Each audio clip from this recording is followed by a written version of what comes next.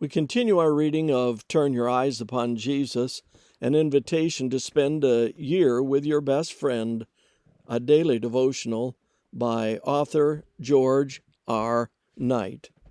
Today's reading, January 5, The Prophetic Child.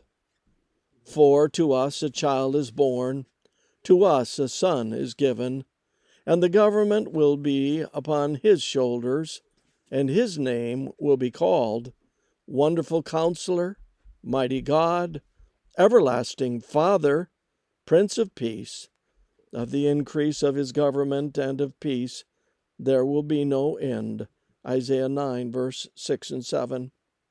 The I Am is not only the eternal out there, but one who would enter human history in the person of Jesus of Nazareth, the central focus of the New Testament and the subject of the prophecy in the Old.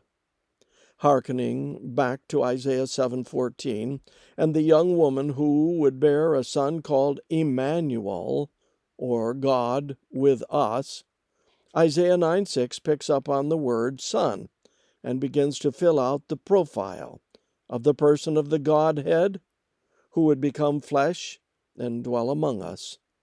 The Jewish Targum, a paraphrase of the biblical Hebrew into the commonly used Aramaic of Jesus' day, helps bring out the meaning of the passage. Quote, "And there was called his name from of old, Wonderful Counselor, Mighty God, he who lives forever, the Messiah, in whose days peace shall increase upon us."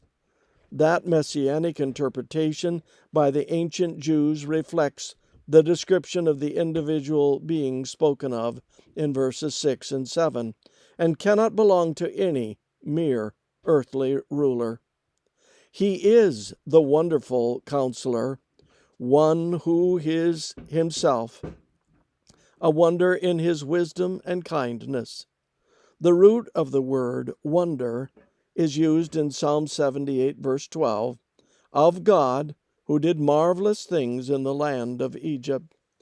The same verbal root describes the miracles God performed in Egypt, including the dividing of the sea, the leading by pillar of cloud and fire, and the cleaving of the desert rocks to provide water.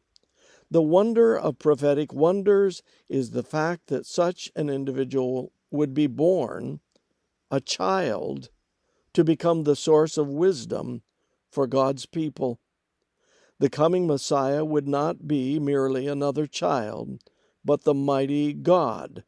Here we have foreshadowed the miracle of incarnation and the dual nature of the coming Christ, a unique individual who would be fully human, yet fully divine. His third name is Everlasting Father. Here we need to realize that the prophet is not confounding the divine Father with the divine Son, but rather the fact that one role of Christ was to provide the loving care of a father to his children.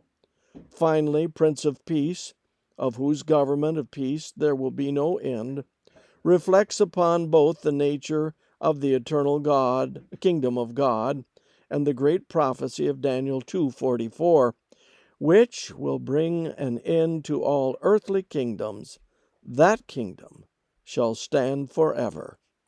Compare with Luke 1:33.